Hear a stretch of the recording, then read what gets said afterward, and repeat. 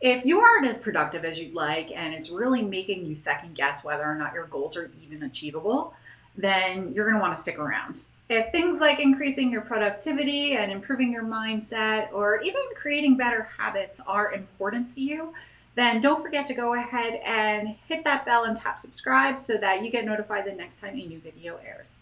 I am a productivity queen. When I set my mind to something, I get it done and I can't stop getting stuff done. It's actually almost a problem for me, which I speak about extensively and I even outlined in my TED Talk, which I will go ahead and link below in the description. Now, on the flip side, I've actually used my productivity to allow me to achieve a different goal very recently, which has actually been to do less. So I speak very, very candidly that I am a type A overachiever and a workaholic. One of the ways that I've been able to curb my workaholism is by actually working less. And in order to do that, you have to be super productive with the amount of time that you actually do spend working on. So today I'm sharing with you 5 of my favorite ways to boost and increase productivity so that you could start taking action on your goals even faster starting today. Number 1, and I love this tip because it's one that I don't think most people think about, and it kind of takes some pressure off you guys too, is 4 hours a day. So what exactly do I mean by 4 hours a day? So truth is, the human brain, you may or may not be aware of this, the human brain only has the capacity to perform 4 hours of high thinking functional tasks a day. A statistic that I actually found to be really interesting, and it was very consistent among a variety of different books that I've read on the subject. Some of my favorite books on the subjects include a book called Deep Work by Cal Newport. And then there's another one, which I didn't like as much, but it touched on a lot of the same topics. It was called Stillness is the Key by Ryan Holiday. Now, one thing that I found really interesting about these reads is they both came through scientific studies and reading stories on famous successful people. So some great examples I could think of that come to mind would be Abraham Lincoln was one that was cited with this. You got Albert Einstein, Mark Twain. These are all people that were known for working 4-hour workdays. So I speak very, very publicly that I work a 4-hour workday, and this is why. And the reason why is because you only have 4 hours of peak productivity a day. With that said, knowing this, it helps you take some pressure off that basically the status quo in our society is to try to cram as much possible into an 8-hour workday. And that doesn't necessarily mean that you're going to end up being more productive by doing it. So by going into this process and increasing your productivity by knowing sometimes that less is more, it's really a game changer. So when you go into this whole process, think, okay, how am I going to make the very most out of the 4 hours that I have to be at my highest functioning capability? Number 2 is having defined goals. And I know this is easier said than done. So I'm going to use a quick story to kind of explain why this is important. In my program, the Validate Your Biz Blueprint, which is a program that takes aspiring entrepreneurs from basically just having an idea or the desire to want to be an entrepreneur to actually starting your business and generating revenue. We do it within 8 weeks. I was on the phone with a potential member, someone who was considering enrolling, who had actually come to me from another one of my clients. So this client of mine is a very, very talented time management coach, right? So talk about productivity, right? She knows she's super productive and she knows her stuff. She was referred to me through this former client of mine.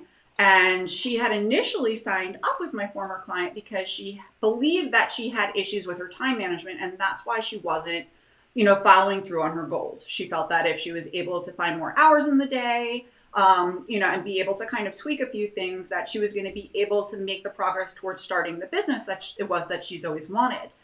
And it was very obvious based on our very first conversation. We had a strategy session where we talked through, okay, well, what exactly is it that you're going to need to do to be able to start your business?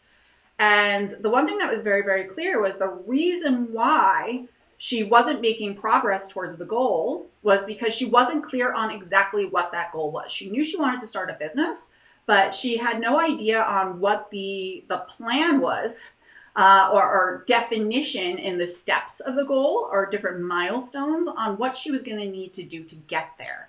So if you don't have defined steps and defined, measurables to get to where it is that you want to go, then it's going to be very, very difficult to use your time effectively, because you're going to ultimately end up finding yourself working on tasks that have absolutely nothing to do with your end goal. So, for example, with this, now member in my program, she was spending a lot of time, tweaking time management habits, where really what she needed to be working on was figuring out exactly what it was she was going to offer, right? So that had to be step number one before trying to figure out how many more hours that she needed in a day. Like I mentioned, number two is going to be making sure that you're setting defined goals and you're only taking action on items that are in direct alignment with what those goals are. So number three is to create routines. So I know, especially in the personal development space, there's so much talk about morning routines and evening routines and, rituals and things like that. Now, I'm not going to tell you how to make a ritual, because truth is it's very personal to you. Only you know what it is that you should be including in your ritual. But here's what's important and why it helps with your productivity. Having routines that you do every single day where it's the same thing over and over again eliminates a decision you have to make. And ultimately, to become more productive, again, it comes down to having, higher functioning brain capacity to be able to take on challenging tasks.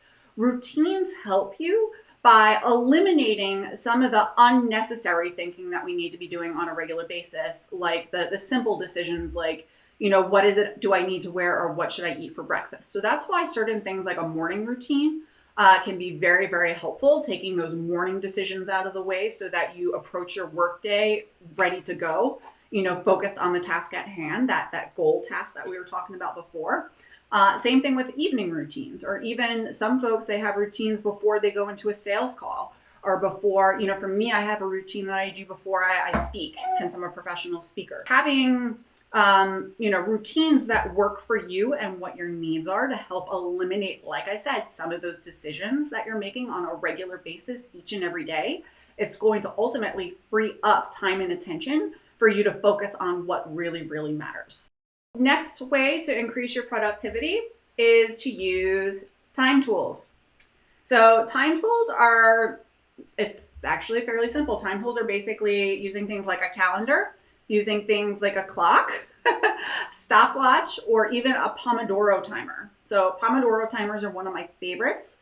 So when you have that focused goal task that you need to be working on that has to get done that day, you set yourself a timer for 25 minutes. You only work on that task for 25 minutes, and then you give yourself a 5-minute break. There's all sorts of apps and different resources that you can find online that can help you do this. But that's a very, very easy and super effective hack that if you know you need to get something done and you have to be 100% focused on it, that you will get it done, as well as get it done in record time, because we're talking about a 30-minute chunk of time that you're completely dedicating to whatever that one task is.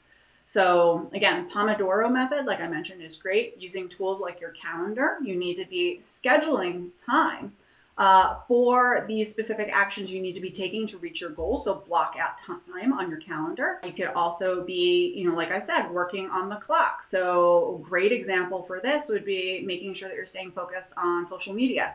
Social media, it's so easy to go down the rabbit hole and just start, reading everything on your feed. So one very effective way to go about doing it is to set yourself a timer. Okay, I'm only going to go on social media for 20 minutes.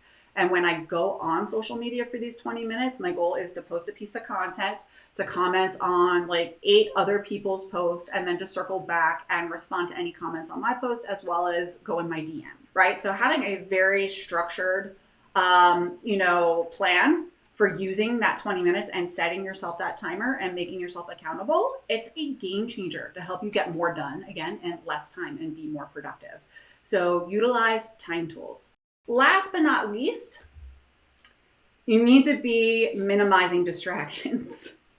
All right, so how exactly do you go about doing this? Again, distractions are going to vary individually. right? So you're going to need to determine, okay, well, what typically is a distraction for you? So very easy exercise to do this is just take out a piece of paper and write down all the things that you find tend to distract you. For some, it might be, again, opening social media and going down, into your feed.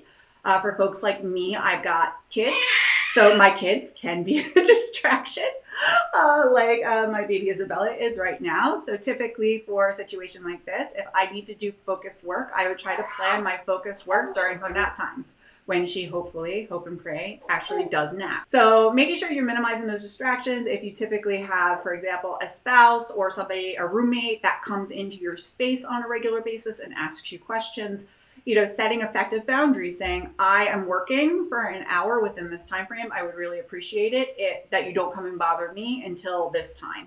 Again, utilizing those time tools I was talking about, clocks, calendars, that kind of thing, to effectively communicate that you need this sacred space to be able to do this work and to really buckle down and do the work. So minimizing distractions, you're going to have to, like I said, just write them all out. It's going to be very personal for you.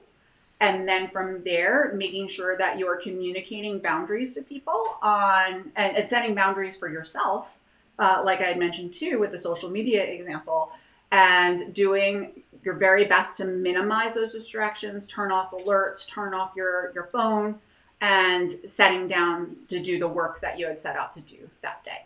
So hopefully you found value in today's video, and if you did, I'd love to formally invite you to join us.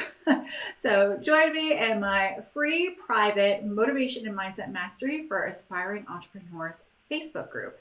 In the group, you will receive community with like-minded individuals from around the world with the same exact goals and aspirations as you, connection with me directly, as well as the opportunity to join when I do these trainings and recordings live. And the best part is the topics are voted on by you. To go ahead and request membership, make sure you click the link below in the description, and I can't wait to see you there. Make sure you check out these videos next to learn even more entrepreneurial mindset and habit hacks. And if you like this video, don't forget to like, subscribe, and share it with your friends. I'll see you next time.